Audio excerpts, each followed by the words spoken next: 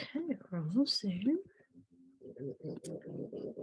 And I'm showing up, we're on lesson 118.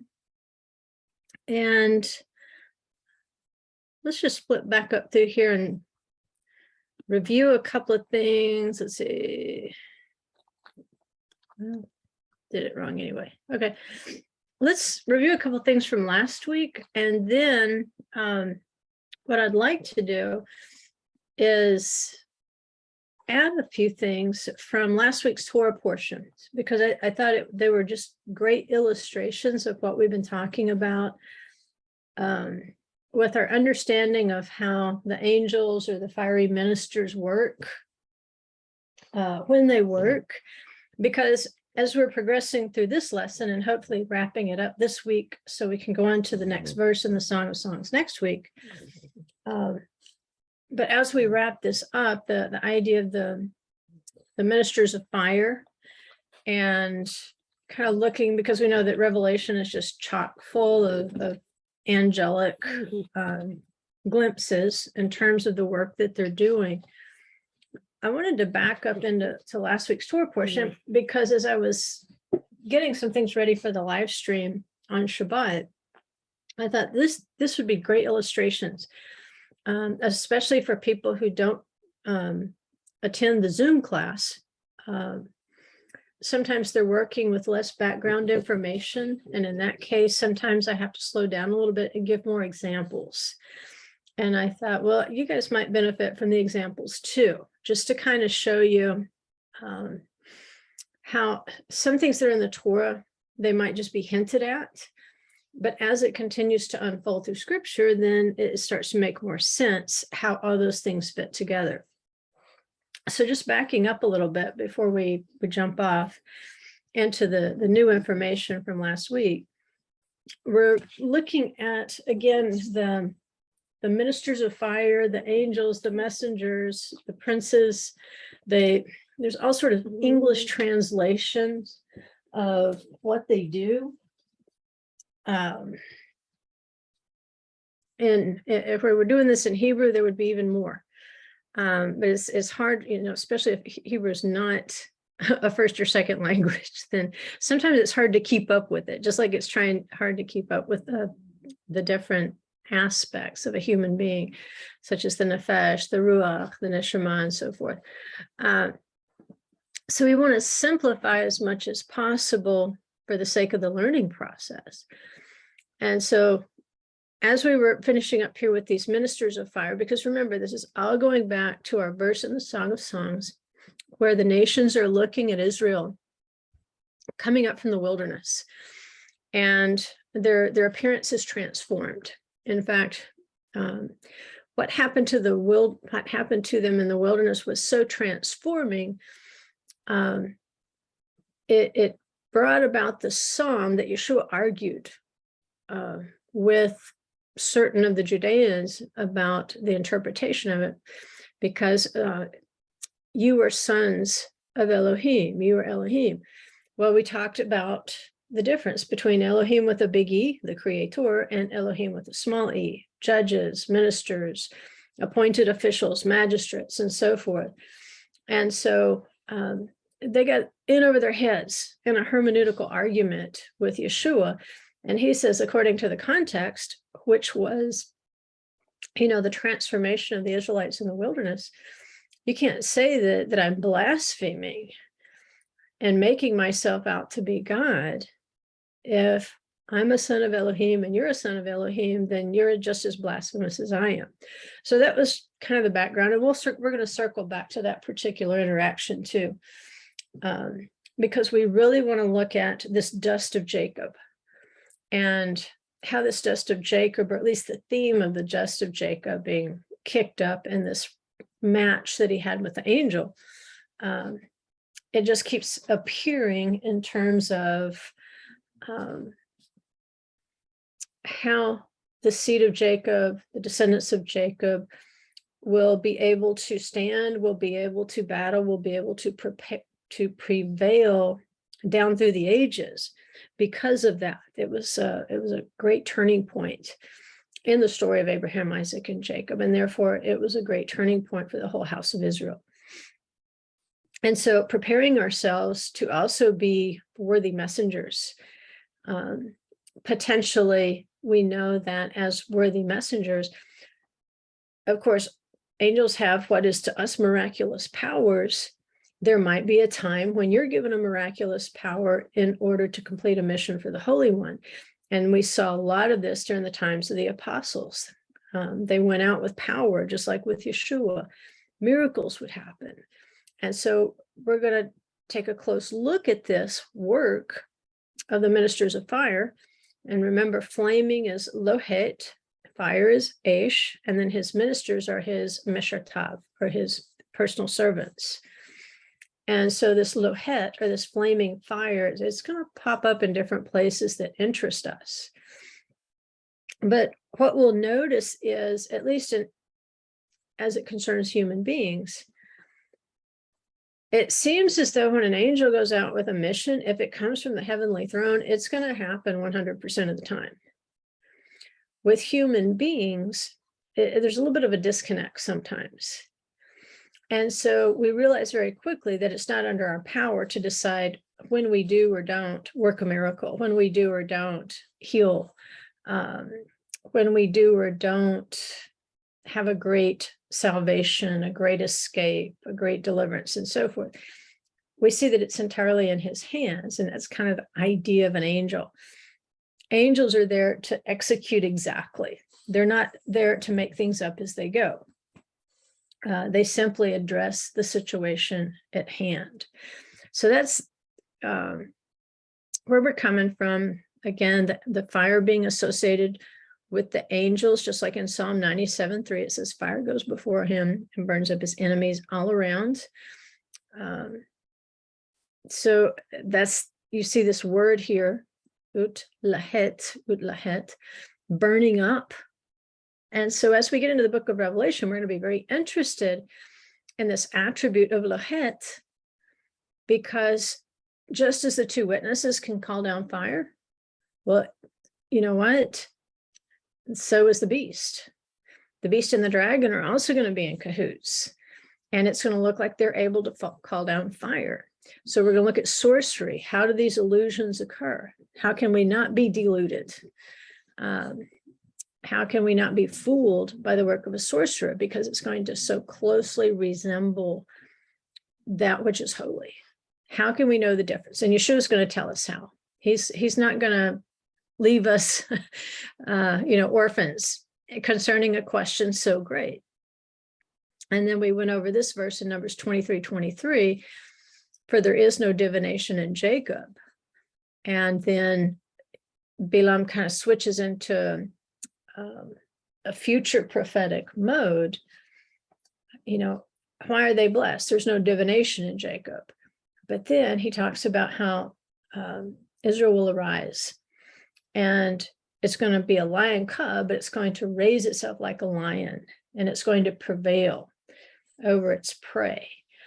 And so, that's why Balaam, he goes, may my end be like his, because I can see the end of Jacob. And who wouldn't want to arise like Jacob, like a lion cub? Goes back to what Daniel was told when Michael the prince, the angel, Michael, when he arises, so will Israel arise, because Michael is, I guess we would call him the chief prince of Israel.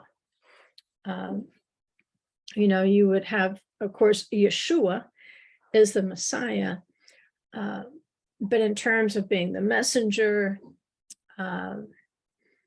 having a watching over a particular dominion, which is going to be the people of Israel, watching over them in their exile until it is time for him to arise and to enjoy that position of authority that he will have when the other princes are set down. And so the other princes have to be set down in order for Michael to arise, in order for Israel to arise. And so when we start hearing the footsteps of Messiah, we will know that it is time to arise, and there can be no divination in Jacob. That's the condition here. There can be no divination in Jacob. So we don't want to fall for the sorcery that is mentioned in the book of Revelation. We want to make sure we're really clear about what's going on there. Because we went over a midrash where at first this angel is called a man that Jacob wrestles with. And then at some point he realizes, hey, this is no man, this is an angel. And I think a lot of people have had that experience. They thought they were dealing with a human being. And then after the event is over, they realize, oh, I don't think a human being could have done that. It's almost like they're gone before you realize what happened. And we're going to take a look at Peter being sprung out of jail by the angel and how he really didn't know what was happening while it was happening. And so if you have an encounter with an angel, it's highly likely that you may not realize what has happened until it's over. But the wrestling match or the struggle, I don't know if we should call it a wrestling match, but avat does mean wrestling. It means to struggle and strive. And so they say it started when the angel appeared as a shepherd and robber chief. And we talked about the little thing where he keeps deceiving Jacob into going back and forth across the stream to get sheep that really aren't sheep. They're not really his sheep. It finally dawns on him, pun intended, that his sheep would have followed his voice, just like Yeshua said. They won't follow another. And so these sheep have known Jacob all his life. There's no reason that they wouldn't follow him across the stream. There's no reason he should have to keep going back and forth across the stream. And he finally says, oh, wait a minute, these aren't my sheep. This is a sorcery. This is an illusion. It's a deception.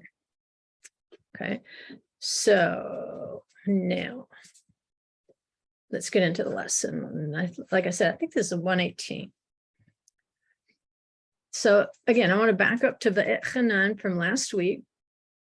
And that's, we're going to take a look at Deuteronomy 4:33 through 35 first. And just kind of identify some things we've been learning about angels. And hopefully, each of these little pieces that you assemble in the study as you reread through the book of Revelation, or whenever you reread through the book of Revelation, I think a lot of stuff will start jumping out at you, even things that we've not gone over. So here's the question Moses asked. Has any people heard the voice of God speaking from the midst of the fire as you have heard it and survived? Or has a God tried to go to take for himself a nation from within another nation by trials, by signs and wonders, and by war, and by a mighty hand, and by an outstretched arm, and by great terrors, as the Lord your God did for you in Egypt before your eyes? To you it was shown that you might know that the Lord, he is God. There is no other besides him. All right, when you read that last phrase there, to you it was shown that you might know that the Lord, he is God. There is no other besides him. That should trigger some things. At this point in your studies, it should be triggering some things. The first thing it should trigger is the song of the sea. Who is like you, O Lord, among the gods? Who is like you, glorious in holiness, working wonders, right? That liturgy, it's done in the synagogues every Shabbat. If you do liturgy in your synagogue and your church, your fellowship, your congregation, I hope you're doing Micha Mocha. Who is like you, Lord among the gods? It's got a real nice little tune to it, easy to learn, and you can do it in Hebrew and English to the same tune. But it affirms that there is none beside him. That it's that attribute of Michael, who is like you, who is like El. And then remember the little twin statement in Deuteronomy is, who is like you, Yisrael, a people saved by the mighty hand of God. So who are we? We're the sons of Elohim, just like Yeshua said, just like the Psalm says. We are children of Elohim. That is not blasphemous, because in the same way that there was no one like El, there is no one like his people Yisrael. And we know that because he has chosen Israel from among the nations. They are a special treasure to him. So does it mean that there's no other peoples out there? No, there's other peoples out there. But there is none like Israel. Now, are there other principalities and powers out there in the world, in the universe? Sure, but who created them? Elohim. So there is no one like him. He's set apart. He's set above. And Israel, when she's dwelling, like Balaam prophesied, how lovely are your tents, O Jacob. When she is dwelling in such a way, there is no one like Israel. She is a people who have been shown a wondrous salvation that no other nation has experienced as a people. As a people is the key here. So I want you to see this pattern, not just the Michael attribute of Adonai that is named upon the angel Michael, but also the attribute that there's no competitor with him. There's none. And so the pattern, the next part of that pattern, it says, has a God tried to go take for himself a nation from within another nation? This is seen as unique in the Torah. As Moses is asking us this, we know that it's not just a rhetorical question. He wants you to ask yourself the question so that you'll know the answer, so that you'll see the pattern of the answer. In history, you don't see where anyone goes and takes an entire people from out of another nation. It's almost impossible to do. Because, it was just like in the time of the Persians, where the story of Esther is set. What was wicked Haman, may his name be blotted out, what was his objection to the Jews? That they're like a little people set apart all over they're scattered all over the provinces, but they still go by their own laws. They still serve their God. They are a set apart people. Even scattered around the 127 provinces of Persia, they're still their own people. They still have an identity as a nation. And so do you have distinct ethnic groups among nations? Sure you do. But historically, something that's just not done is that a hand can reach in there and by force remove an entire people from another nation intact. Intact here is the key. Without ripping it to pieces, without, wars and battles decimating their numbers as they try to leave, as they, do whatever it is they have to do in a revolution in order to get themselves out of that nation. It would be, just as much destruction. But he's saying, you walked out basically without the hair on your head harmed, because I did all these things with my outstretched arm and by great terrors and signs and wonders and war. I did all these things, and I took an entire nation out of another nation. I took it out of Egypt. And he's saying, he's wanting you to contemplate that. Because remember, our pattern in regime change, especially as we're talking about the beast kingdoms, it's not a slow transition. It's a very quick transition from one kingdom to the next, basically overnight. And the example that was used is a stack of cups. And that top cup will have the liquid in it. And so it's one stack of cups, just like it's one image of the beast, but it's comprised of multiple kingdoms. And so to overthrow that kingdom, basically you take that cup and you pour the contents of that cup into the next cup. And then you could take this cup and stick it under the bottom because it's done now. Overnight, it's gone. And whatever existed at this point is now just poured into the next kingdom. It happens very quickly. Well, in this case, it's going to be an entire nation. Israel is completely extracted, unharmed. But you just don't see this in history. It's like, who is like him? There is no one like him who can do this in just this way. And then Moses tells them in Deuteronomy 4:19, and then we'll skip down to 4:39.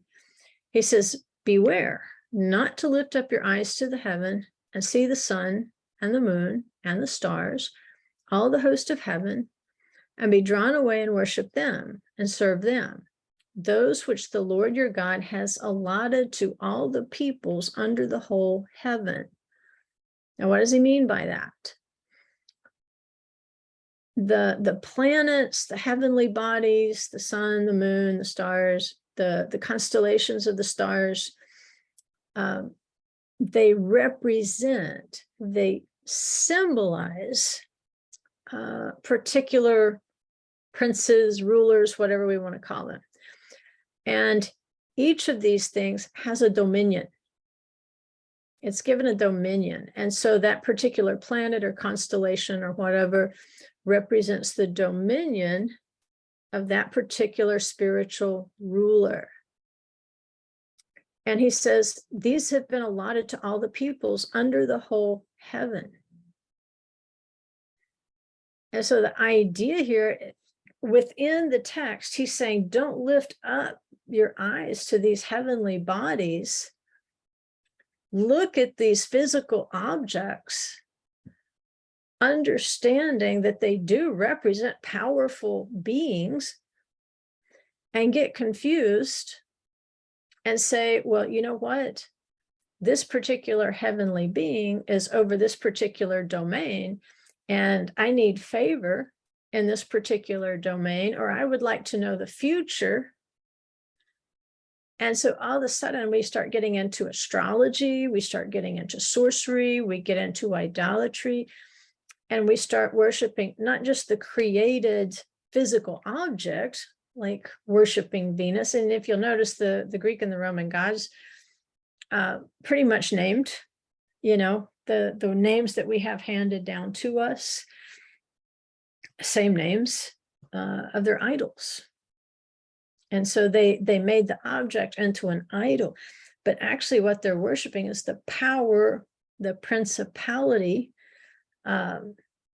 understanding that these princes do have principalities and they're not powerless. They do have power to manage those domains and to look after the interests of those domains. That's their appointed task. Okay, Prince of Persia, you look after the interests of Persia. It's your job to make sure that the interests of Persia are preserved. And these entities, especially if they're given a more favorable position, like say the Prince of Persia, well, at the time of, that Persia was a dominant beast kingdom, he's going to be a dominant ruler among those other Elohim, small e, Malachim, small m, right? These are created beings. These are underlings appointed to do a job. And so because that is his interest, he's not going to look kindly upon any message like Gabriel trying to take a message to Daniel that's going to prophesy the downfall of Persia. He doesn't want Daniel to get that message, because if Daniel gets the message, he's going to write it down. And if Daniel writes it down, then eventually that document could find its way into the hands of the Greeks and Alexander the Great. And then Alexander the Great might march on Persia and say, hey, this Jew from long ago prophesied that, Greece would conquer Persia, so let's go try it. Perhaps had they not, had this prophecy, and they believed in all sorts of stuff, had they not been encouraged by a prophecy, maybe they wouldn't have come and tried. You don't know. And so the Prince of Persia is going to withstand that sort of news breaking through to Daniel, and it took Michael to help him break through, because there's no one like El. It goes back to the supremacy of the Holy One. The Prince of Persia is being reminded, you're just an appointed being. Your kingdom is being raised up for a certain period, but it's going to be taken down at the end of that allotted period. Because all these peoples, they have allotted spiritual rulers over them to look after their well-being. And so sometimes those interests are at cross purposes. But Moses is reminding the Israelites, don't be like the peoples who, instead of just saying, hey, it's a great thing that, the Creator put these things in place to look after us, to watch over our interest. Instead, they tried to tap into that. They started worshiping the entities as gods, and they started trying to manipulate them, either by trying to read astrological signs, by divination. If I'm not mistaken, Nebuchadnezzar actually used divination of entrails, like they would slaughter animals and read the entrails and try to get messages that way. And you see where the sorcery is, it's blurring the lines. If in your realm, in your domain, you were not to know the future, then trying to manipulate and blur those lines, that's sorcery. So Moses goes on. He says, know therefore today, and take it to your heart, that the Lord, he is God in heaven above, and on the earth below, there is none other. And so this is a great reminder, just like it took Michael to break through with Gabriel to bring the message. Ultimately, where these people go wrong with idolatry is they think there is another. They might say, yeah, he's God in heaven, but there are others too. There are these other Elohim, these other gods. But they are appointed, they are assigned gods. Is there an order of fallen angels that we would call demons and so forth? I think so. And I think, when they cross out of realms without authority, this is where we need to know the word, because you have to be careful. What did it say? The Lord rebuke you, Satan. It's not even like taking responsibility to do it yourself. It's like, the Lord rebuke you, Satan. There's none other than him. And so walking in the authority of the Father, sometimes we have to always remain humble, because we don't discern everything about these spiritual created beings that are assigned other realms. Every now and then we see an instance where they leave that assigned realm, and then we've got trouble. But we don't want to go down that road tonight. So each nation or people group is going to be allotted a prince or ruler. The physical objects of the heavenly bodies represent these rulers. On a positive side, if we look at the 12 tribes of Israel, there are actually constellations up there that represent those 12 tribes. And so it's, looking at that representation of the zodiac that so quickly went wrong into astrology, it doesn't mean that there's not still a pattern there representing Israel, because remember, Israel, we are sons of Elohim, and that's not blasphemy. We are the offspring of Elohim. We are in his image. We are appointed by him. We are not gods, but there are signs in the heavens that reflect the unique authority that is assigned to the 12 tribes of Israel as created beings, as beings under authority, but also having some authority on this earth that will be hopefully completely restored during the millennial reign, when they can handle their job responsibly. And so if these beings and their job is to look after the interests of their assigned territory, then it's going to be up to the tribes of Israel to also look after the interests of their assigned territory. And we get from the book of Revelation that the plan all along appears to have been for them to judge from the 12 gates of Jerusalem, to judge the nations with King Messiah. But we should expect, as the footsteps of Messiah get closer, that there will be, quote unquote, battles in the heavenlies. And I think we have to correct our thinking, which, if you're like, your thinking may not be off. But when I think of a battle, I think of weapons, I think of clashes, I think of blood and guts and gore and stuff like that. But a battle, like we saw with Jacob and the angel, he was not literally, doing jujitsu with an angel.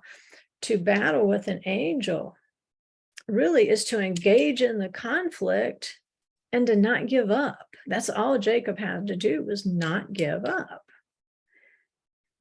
And that's how he prevailed in the battle. I don't think he was, I don't think they were, like wrestling the way I see in my mind. I think it's a different kind of wrestling when you're wrestling with a spiritual being. And so, as the footsteps of Messiah draw nearer, Revelation talks to us about how there's going to be powers shaken in the heavenlies. So all these assigned princes over their principalities, a great shaking has to go on. And so power structures are being shaken up in the heavenlies. And if the power structures are being shaken up in the heavenlies as these interests are being realigned, where their sole job all this time was to look after these people right here, or their sole job all along was to look after this wind right here. All these things have to come into a different alignment. And, as we studied, the rabbi said that the only person that's going to be able to bring the four winds into harmony would be Messiah himself. And I think that probably extends out to these principalities, where we have these powers in charge. At the time of the footsteps of Messiah, we are going to perceive a great shaking and a great battle, because certain strongholds that have been set up to maintain the power structures, they're now going to have to be shaken and moved so that the mountains level out. Remember, mountains represent nations.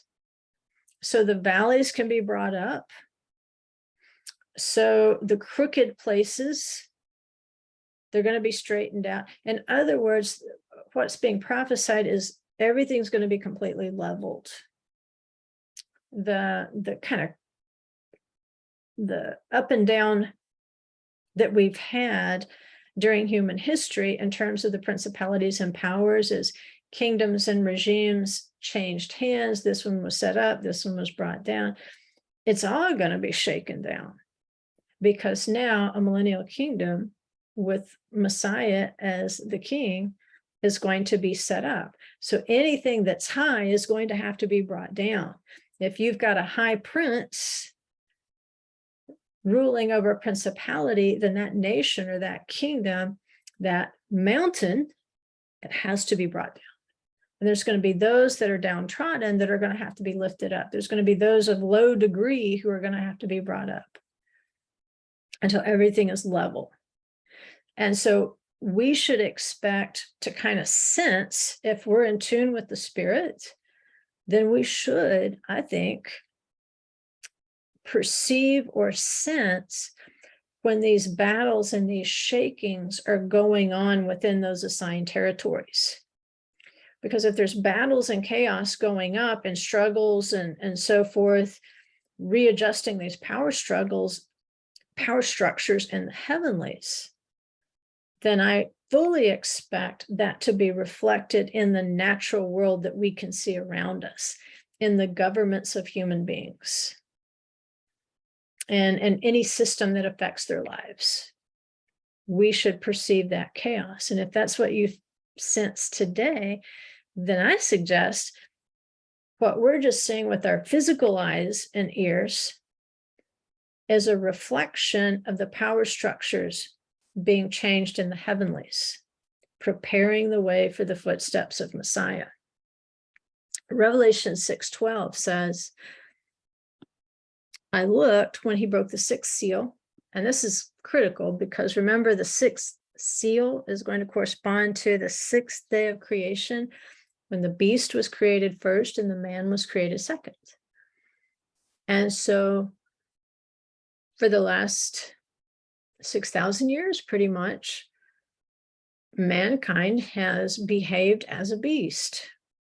The predominant characteristic of humankind for 6,000 years has been that of the beast, prevailing over the man. Remember the prophecy of Esau and Jacob. The older will serve the younger. The older of the sixth day is the beast, created first. They were created to reproduce after their kind. But the human being was created second. He's the younger of that day's creation, of the sixth day. And so he was created to rule over the beast. And so when man fails to rule over the image of the beast, when he instead tries to conform to the image of the beast, instead of conform to the image of Elohim, you're going to have, of course, chaos in the world. And so as the sixth seal is breaking, it makes us think of that ancient battle going all the way back to the Garden of Eden, when the beast prevailed over the man. The most cunning beast of the field slithered in, well, actually walked right in, just walked into the garden. He lost his legs later. But this helps us to think of that particular day. It says there was a great earthquake, and the sun became black as sackcloth made of hair. Again, the sun can represent a prince, a heavenly appointed entity. The whole moon became like blood. Right? Remember, there's a passage that says, the sun won't harm you by day or the moon by night. Well, we wouldn't expect that the sun is out to get us during the day, and we don't expect that the moon's trying to, crawl in our houses and beat us up at night. What does that mean? Well, remember, there's spiritual entities represented by the sun, represented by the moon. Remember the idolatry of the Greeks and the Romans and every other civilization, right? Ancient civilizations very quickly turned the heavenly bodies, worshiping them, but not the object so much as the entity it represented. And so these entities, what if you're doing something that they would perceive as detrimental to their mission? Remember, they're very single-minded. They do one thing at a time. They have one task at a time.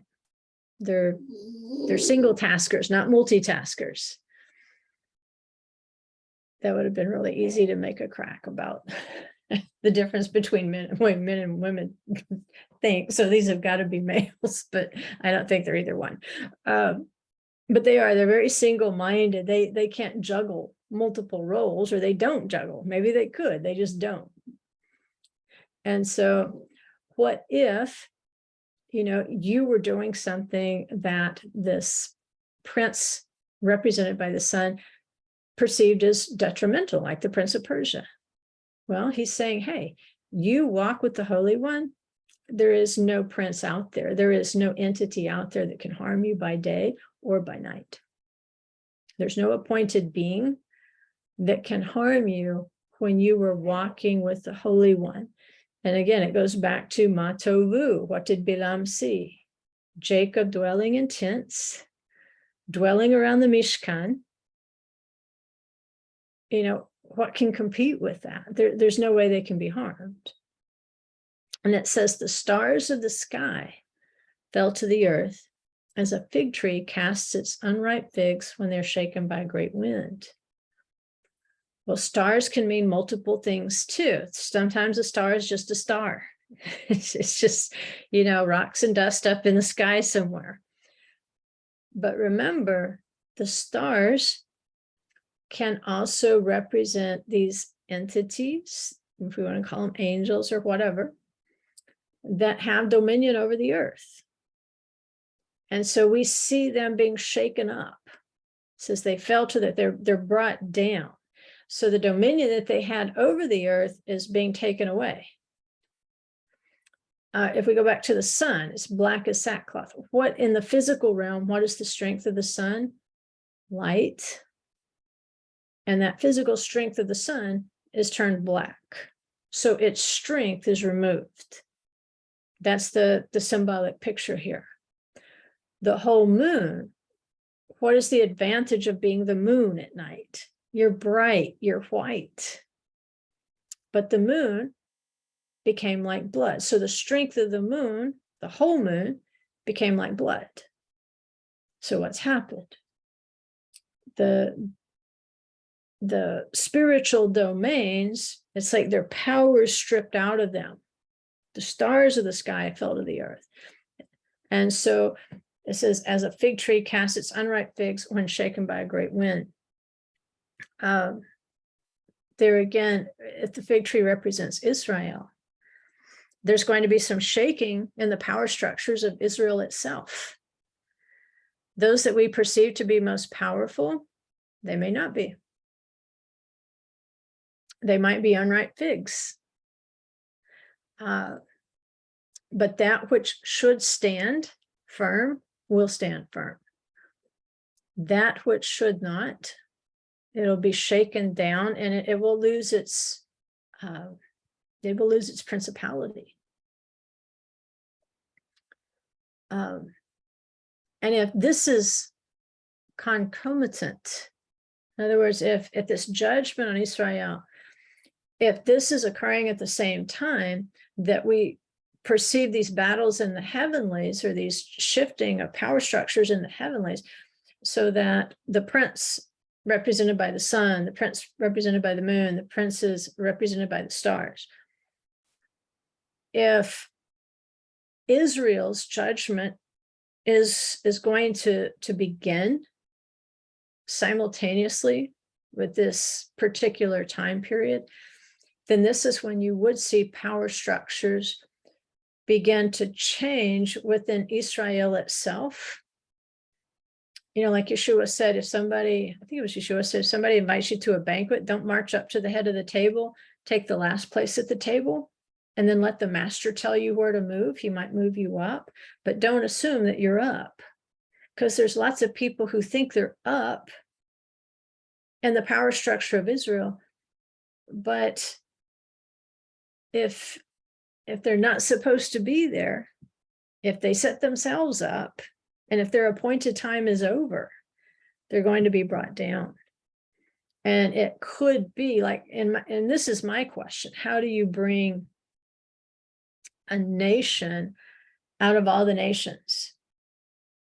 I mean, that is pretty spectacular that he brought an entire nation intact out of Egypt, but it's only spectacular if you compare it to nothing else that has happened like that.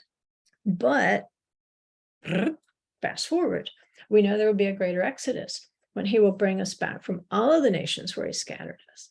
If he can bring out an intact people from every nation on earth, that's way bigger than just getting taken out of Egypt. That is way bigger. So how are they intact? I think they had to set aside their idols, just like we went over that with Egypt. You know, there were some things that had to be done. You know, putting the blood of the lamb on the doorpost. There's an expression of faith there that pretty much says, I'm going to do what you tell me to do. I'm going to leave my idols behind. I'm not going to try to drag them with me out of Egypt. And if we can't make that agreement going forward, I doubt if you're going to make it through the wilderness. And so there are going to be unripe figs that are shaken by a great spirit, by a great wind, a ruach. And, you know, it's during this shaking up time that is he shaking out the things that really can't attach themselves to this whole people, this whole house of Israel? That's just a question I don't think we'll have an answer to until it happens. And a lot of prophecies like that, you don't have the answer until it happens. But it seems as like there's a prejudgment here, especially upon the house of Israel, that there are going to be things that we didn't expect to fall will fall. Just like you wouldn't expect the sun to be dark or the moon. And then there's other kinds of stars. Remember the constellations of the stars? They represent the tribes of Israel also. So it could be that there's this shaking that's going on with the stars has to do with purifying the house of Israel. That just as Adam and Eve fell out of the garden, they're fallen human beings, what happened? They fell from a height. It doesn't mean the Holy One was done with them. It didn't mean that their story was over. Take heart there. But we're looking to be a people who can remain in the sky. We're looking to be these children of Abraham, the offspring of Abraham, because Abraham was told, count the stars if you're able, so shall the number of thy seed be. So the stars also represent the tribes of Israel. Whether you're natural born or grafted in, that's you. But see, if you can't exist in the sky because you continue in a state of rebellion, then he has to shake you out of there, just like Adam and Eve had kind of like shook them out of the Garden of Eden and said, don't come back here. There's going to be a lot of history before you can come back in here, guys. Like I said, their story, that wasn't the end of their story. And that's good news. If we see somebody who's shaken out, we don't have to accept that that's the end of their story. We can keep praying for them. But it does look like there is a purging, so that when he takes out this whole nation from the four winds from which they've been scattered, as he collects that nation, there will be figs that never ripened. They just weren't ready. It says the sky was split apart like a scroll when it is rolled up, and every mountain and island were moved out of their places. That goes back to mountains. If you want to add that to your glossary, if you don't have it in there yet of symbolic language, a mountain can often represent a nation. And islands were moved out of their places. So people groups are going to get moved. I know, we all love our country. We all love our flags. We all love where we live. That's why we live there most of the time. But don't be surprised when power structures are so totally shaken that you're going to lose your identity. As, we can even see that right now. There's war in Ukraine, Russia. You have surrounding countries getting involved. When things like that start shaking up, it really redraws lines. Things get moved out of their places. And then it says the kings of the earth and the great men and the commanders and the rich and the strong. And I highlighted that particular group so that you would see where this starts. Because it does go on, and it says every slave and free man hid themselves in the caves and among the rocks of the mountains, the rocks of the nations. And they said to the mountains, said to the nations, and to the rocks, fall on us and hide us from the presence of him who sits on the throne and from the wrath of the Lamb. For the great day of their wrath has come, and who is able to stand? Those nations cannot hold their places because everything's being shaken up. But it began with the kings of the earth, the great men and the commanders and the rich and the strong. Why would it start there?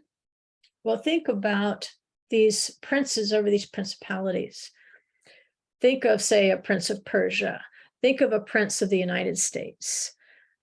Think of a prince of Europe, or maybe the particular nations. Maybe it's a prince of England, not the one they've got. The ones you can't see. Think of all these competing interests. And why are these kings and great men and commanders, why are they strong? Why are they rich?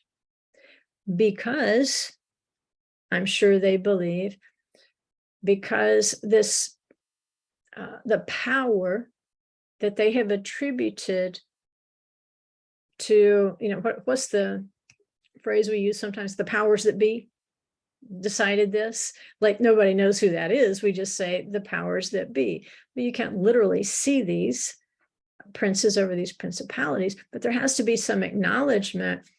And often I think, you've heard of the divine right of kings, that there was a period of history where kings believed that they were divinely appointed. And if you mess with the king, you mess with God. And so that sense of divine favor, that somehow, out in the universe somewhere, it was divinely appointed that they be a king, or that they be great, or that they be a strong commander, that they be rich. And now, as those power structures are being shaken up and moved around, possibly reassigned, they're going to realize that this power and this wealth and this strength that they have had, the source that it came from, it's crumbling. And therefore they're about to crumble too. They're going to go down. Just as when Daniel was told, when Michael the prince arises, then Israel's going to arise. Well, the same way, when these entities are brought down, then those that they have looked over will also be brought down. Everything will be leveled out. And you can't stand in front of it, because when the day of wrath comes, it starts in places you can't see. And they seem to understand that there's no place to hide.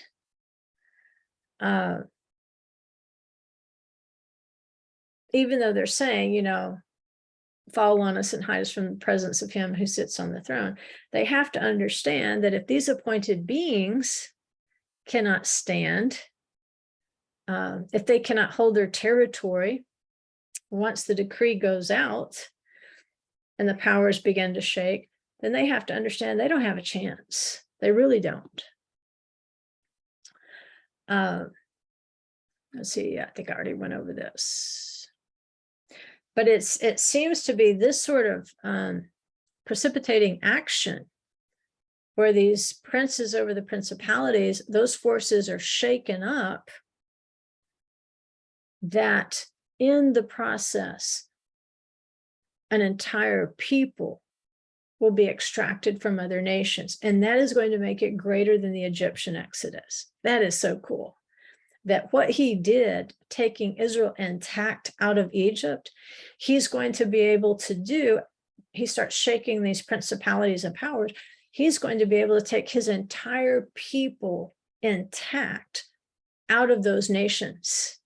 And perhaps this is going to be part of, because we've looked at the terror of the nations and how they're afraid and terrified they were, the Israelites in the wilderness. When this happens, I think we can expect the nations and the power structures of the earth to be terrified when they see what's happening. And they're going to say, how could this happen? Even though we might be from every nation, tribe, and tongue, we are going to have a distinct identity where they will be able to look at us and say, they're all the same people. Different skin colors, different eye colors, different hair colors, speak different languages. But they're all the same people. They're going to know that. Yeshua says in Mark 13:24, in those days, after that tribulation, the sun will be darkened, the moon will not give its light, and the stars will be falling from heaven, and the powers that are in the heavens will be shaken. Then they will see the Son of Man coming in clouds with great power and glory. And then he will send forth the angels and will gather his elect from the four winds, from the farthest end of the earth to the farthest end of heaven. Now learn the parable from the fig tree. When its branch has already become tender and puts forth its leaves, you know that summer is near. And so this action of the four winds, remember, he tells the angels of the four winds, hold on, just hold the winds back for a sec. We got to get the saints sealed before you do that. Because as they are sealed, apparently, that will distinguish them with an identity. And so when this gathering begins, when the angels start gathering us, and so it could be, is it distinctly these four angels of the four winds that come and get us? Or having messed up all these power structures as they existed, will these angels be reassigned to go out and collect? Like, okay, now your primary job, that's over. We're shaking that. We're deleting that job. And now your new job is to go get my people. It says from the farthest end of earth to the farthest end of heaven. Let me see. I did want to get to this slide before we quit. Isaiah 40:25. Remember the attribute of Michael, who is like El. To whom then, where did it go? To whom then will you liken me, that I would be your equal, says the Holy One. Lift up your eyes on high and see who has created these stars. The one who leads forth their hosts by number, he calls them all by name. Because of the greatness of his might and the strength of his power, not one of them is missing. Not one of them is missing because of the greatness of his might and the strength of his power. Remember, Gabriel was the strong angel, but who is like El? That's Michael. So he's saying, I'm on the job here. I created the stars. And when we look at these constellations as representing the 12 tribes of Israel, it says he leads forth their hosts by number. Well, out of Bereshit, what do we have? We have Shemot. We have names. We have the Exodus where he calls them out by name and he counts their heads. They're also a number. So he calls them both by name and number in the book of Exodus. Because remember, Bereshit in the beginning, Shemot names, Vayikra, called, Bamidbar, in the wilderness, Devarim, with words. And this is the 5 books of the Torah tell you this story right here. He created us in Genesis. He led us out. He called us by name and number in Exodus. Vayikra is the calling and called. Bamidbar, in the wilderness. Who is this coming up from the wilderness? And then Devarim is the words. How are they going to come up? They're going to come up with the words. And not one of them is going to be missing. Remember, it's an intact people. So no matter where we are scattered all over the earth, just like the stars aren't all in the same place. If you ever get to go outside and just lay on your back, like I don't know, West Texas or somewhere, or, I know there's other great places like the plains and so forth. But if you can get away from city lights and you look up at the stars and you can kind of know, you can cheat by using an app on your cell phone to find all the constellations. But as you're looking at, they're scattered all over the place. Remember, he says back here, he says from the farthest end of earth to the farthest end of heaven. Why would he say that? Because remember, those stars at the farthest end of heaven represent the stars on earth, the children of Abraham. He says, go get my children. And they're going to be intact. They're going to be one people. I'm going to pull them together. They're going to be one people. He says, not one of them is missing. Not one. And it's by the strength of his power, not ours. And that'd be a good place to stop and pick up tomorrow, because now we're going to flip back and start talking again about the flocks, the false messiahs, the sorcerer's sheep, and that sort of thing. Okay.